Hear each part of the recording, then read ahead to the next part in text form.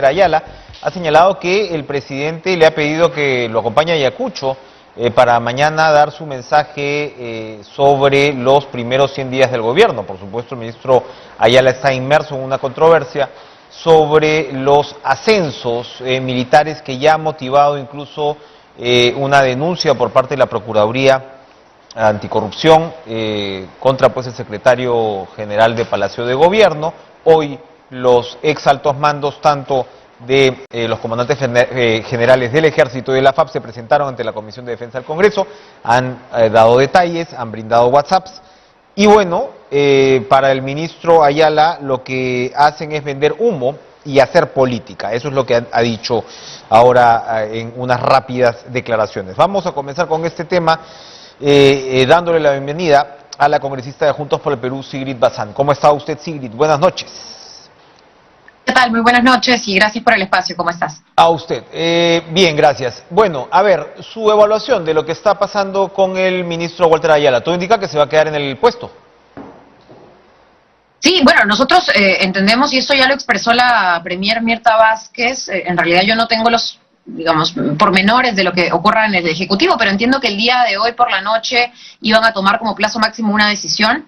Yo ahí, más allá de adelantar opiniones, porque quien tiene ahí el poder de decisión es precisamente el presidente Castillo, sí creo que hay algunas formas, de alguna manera, indefendibles de hacer las cosas, ¿no? O sea, sí creo que hay que corregir estos errores y hay que dar explicaciones por sobre las personas que están cometiéndolos y, en todo caso, pues evidentemente para aliviar la crisis yo creo que ahí es justo y necesario que la población sepa también cómo se están haciendo las cosas, ¿no? Yo creo que ahí la falta de transparencia y comunicación ha sido un grave error.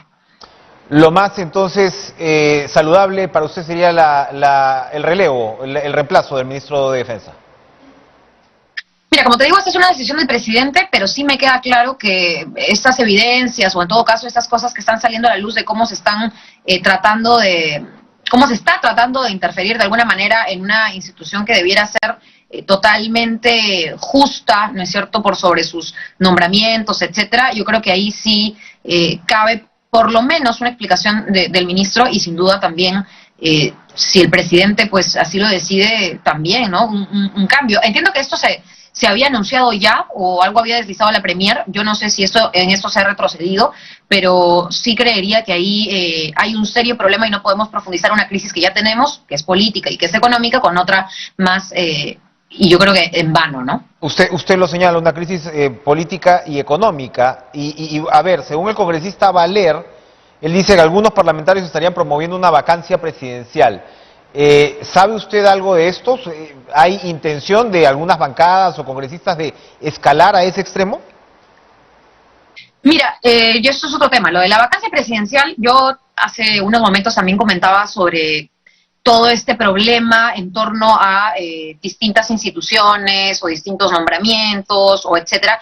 Yo sí creo que no hay que olvidar que hace menos de un mes se develó unas conversaciones de un grupo, si no me equivoco, le llama el grupo del Pisco, creo que le pusieron ese nombre en la prensa, de exfuncionarios y funcionarios actuales de la Sociedad Nacional de Industrias, un exministro de la Producción, gerentes o funcionarios de empresas mineras, que estaban tratando también de complotar e incluso financiar estos paros, lo pongo o lo traigo a colación por el paro de transportistas último, para tratar de desestabilizar el gobierno. Entonces no hay que subestimar, hay cosas imperdonables, pero tampoco hay que subestimar el poder de algunos grupos económicos de querer traerse abajo al gobierno, y algunos grupos económicos apoyados también en algunas autoridades e incluso, por qué no decirlo, algunos congresistas que tienen la intención todavía de no dejar que el gobierno trabaje, o en todo caso no dejar que el gobierno también corrija como debe ser, porque ojo, esto tampoco se trata de una defensa ciegas, hay cosas que corregir, pero no todos tienen la buena intención detrás de sus críticas, sino más bien hay un plan de vacancia en marcha y eso es evidente, ¿no? Hoy precisamente la primera ministra Mirta Vázquez fundamentó este proyecto de ley que corrige tanto el tema de la vacancia por incapacidad moral como la cuestión de confianza. Esto ocurre cuando ya se sabe, ya se aprobó esta interpretación, entre comillas, ¿no?, de la cuestión de confianza, que, bueno, espera su cola, digamos, en el Tribunal Constitucional.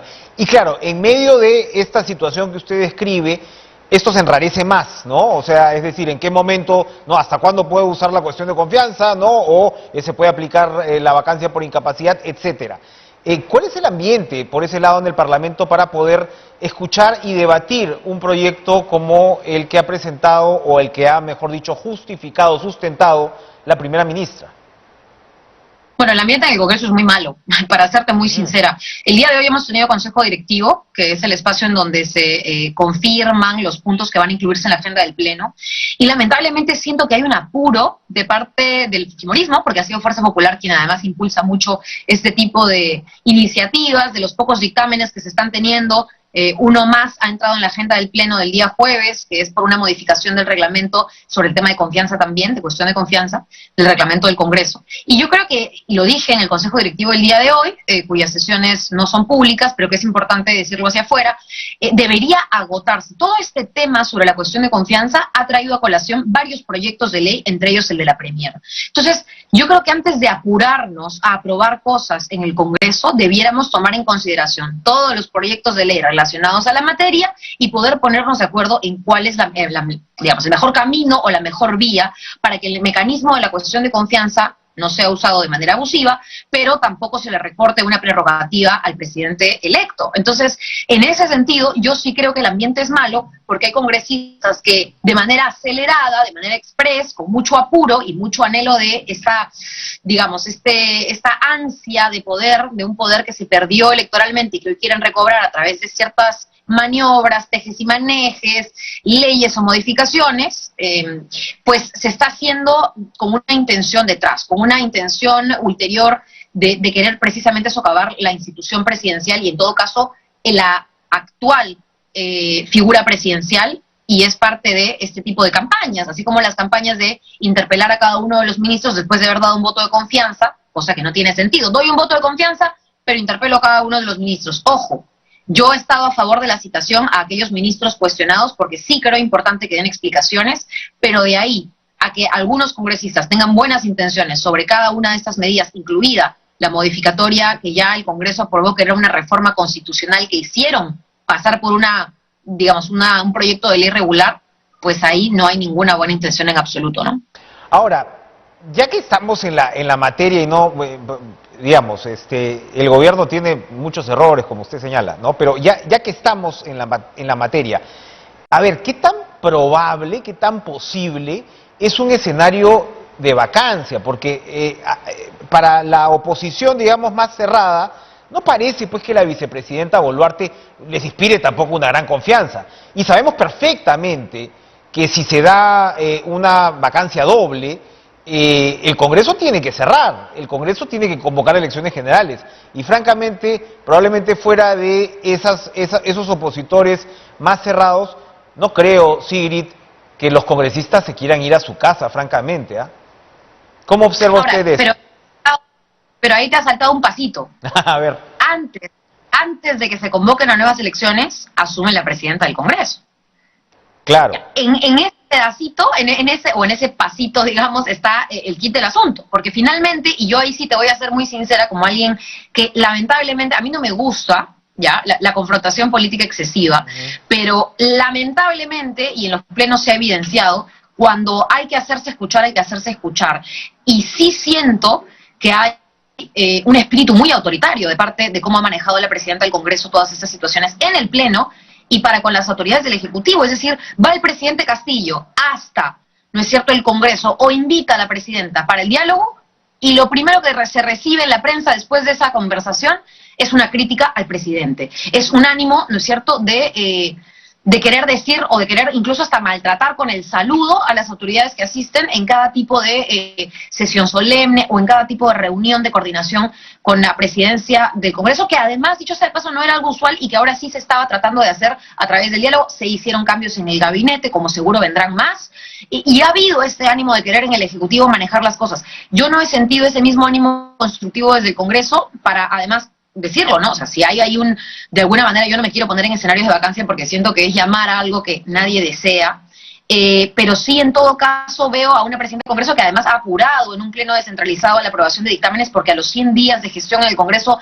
no teníamos ninguna ley, no se ponían en agenda ningún dictamen o ningún proyecto de ley para discutir, porque la agenda la maneja la mesa directiva del Congreso, la presidenta. Entonces, por eso un poco mis ganas de decirte, ¿no? O sea, tampoco es un escenario que anhelamos, y ahí me pongo como peruana, el que hay una vacancia presidencial, no solamente porque ha habido un presidente electo y hay que respetar la democracia, de lo contrario estamos abogando por lo contrario a la democracia, sino porque además no tenemos, ¿no es cierto?, autoridades en el Congreso competentes para tomar una decisión así. O sea, yo creo que ahí, y sí creo que hay un plan en marcha, porque ya se está hablando, y esto es reiterativo en cada sesión de los jueves, de incapacidad moral. El día de hoy en Consejo Directivo ya hay una moción que usa estas dos palabritas que ya sabemos que además están usadas y abusadas para querer tumbarse abajo a presidentes que no le gustan, a un grupo de congresistas que no representan tampoco a la gente. Entonces, claro, yo como ciudadana llamaría a la responsabilidad de ambos sectores, tanto del Ejecutivo para con sus funcionarios, pero también a la responsabilidad de un Congreso que tiene que ganarse la confianza de la gente y que más bien ahora ha visto incrementada su deslegitimización, ¿no? Ahora cada vez menos personas aprueban nuestra labor y yo lamentablemente también me veo en la obligación de decirle a mis colegas, empecemos en el buen trabajo y no en ponernos en escenarios que nadie quiere, como el de la vacancia, ¿no? Hoy se cumple un año de la vacancia de Martín Vizcarra y la toma de posesión del señor Merino de Lama, que ya sabemos lo que pasó. Pareciera, Sigrid, que hay un sector del Congreso esforzado en reivindicar ese episodio, reivindicar la presidencia que no fue. ¿Es eso cierto?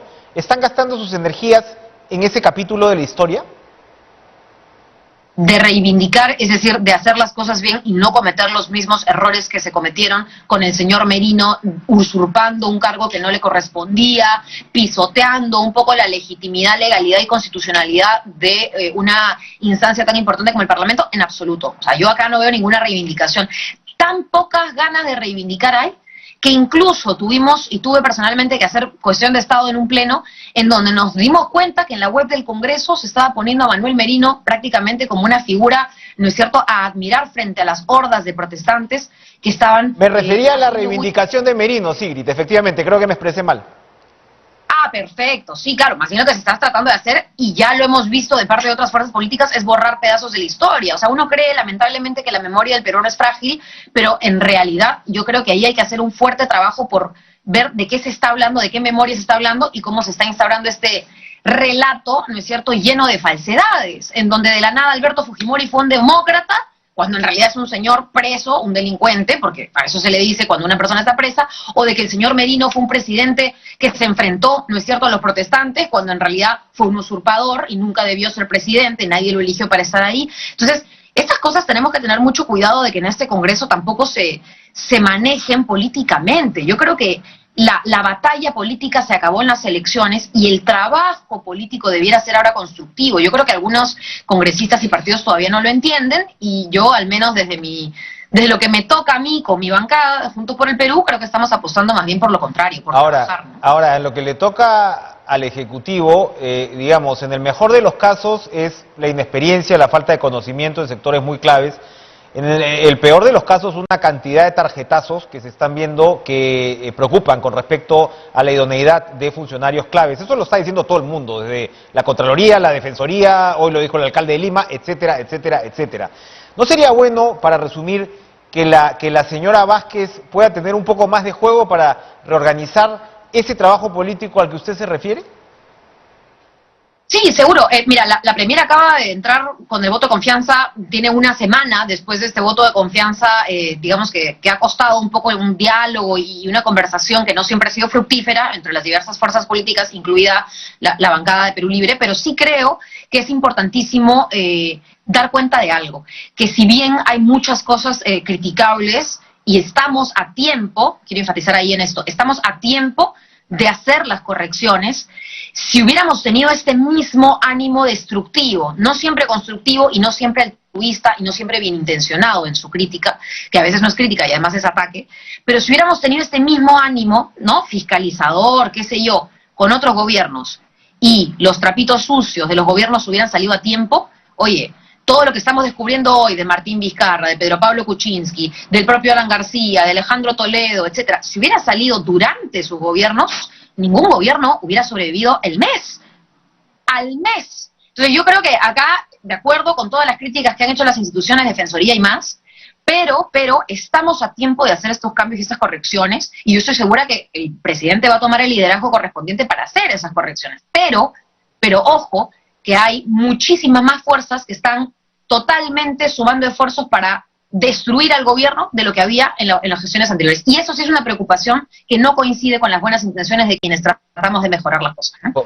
Bueno, sobre eso podríamos discutir, pero yo quería preguntarle, para terminar, lo comenzamos a hablar la vez pasada, pero es sumamente importante y esto está pasando un poco por debajo del radar. ¿Cuál es el futuro de la propuesta de reforma tributaria en el Congreso? Ya varios días después se ha presentado el señor Franque, se ha presentado la señora Vázquez. ¿Hay algún ánimo de que esto pase de alguna manera o procesarlo de alguna manera, o el tema va a ser no? Mira, yo creo que hay mucha desinformación sobre los ejes de la reforma tributaria y las facultades que ha pedido el Ejecutivo para legislar, que de hecho se está discutiendo estas semanas, estos días, en distintas comisiones, la de Constitución en particular. Y sí me gusta mucho esta pregunta porque es un tema que abordamos en la Comisión de Economía. Yo he creado coordino un grupo de trabajo sobre la ampliación de la base tributaria en donde está este tema de la reforma. Y creo que ahí el mensaje debe llegar fuerte y claro. El ministro Franque lo decía hace unos 3 días, si no me equivoco, en donde, por ejemplo, no se está pidiendo que los que siempre pagan impuestos paguen más impuestos. Al contrario, en esta reforma tributaria lo que se está pidiendo con las facultades es que paguen impuestos aquellos que nunca pagan, aquellos que deberían y están en las condiciones de pagarlos, pero que siempre evaden impuestos. Actualmente, si frenáramos la evasión y la elusión tributaria, que es uno de los objetivos de esta reforma, tendríamos 9 puntos porcentuales del PBI en plata para invertirlo en 1000 cosas. Y lamentablemente, quienes están dentro de aquellas personas que sacan su plata, no la reportan y por ende no pagan impuestos, oye, hasta el expresidente Kuczynski, ya que lo he mencionado, aprovecho para reiterarlo. Entonces, no estamos hablando aquí de ajustar más a los que ya responsablemente cumplen, al contrario, de quienes no van a tener que ajustar y que más bien no están pagando, puedan finalmente ponerse a derecho como lo hace el microempresario, como lo hace el emprendedor, a quien no se le va a tocar. Entonces, yo creo ahí que es un tema del mensaje, apostaría también por hacer la crítica fraterna, la comunicación también de lo que se está haciendo bueno en el gobierno, porque hay cosas buenas y la gente no lo sabe, tiene que afianzarse, tiene que mejorarse, y creo que la reforma tributaria debiera, al menos en cuanto a las facultades, aprobarse en su mayoría, porque es la única manera que después todos los reclamos de los congresistas que piden presupuesto para esto y presupuesto para lo otro, pueda finalmente llevarse a cabo. De lo contrario, no se va a poder tampoco mejorar nuestro gasto público y sobre todo también la repercusión que se tiene para la gente, ¿no? Gracias, como siempre, congresista Sigrid Bazán, por atendernos y conversar con Cara a Cara. Gracias por estar con nosotros.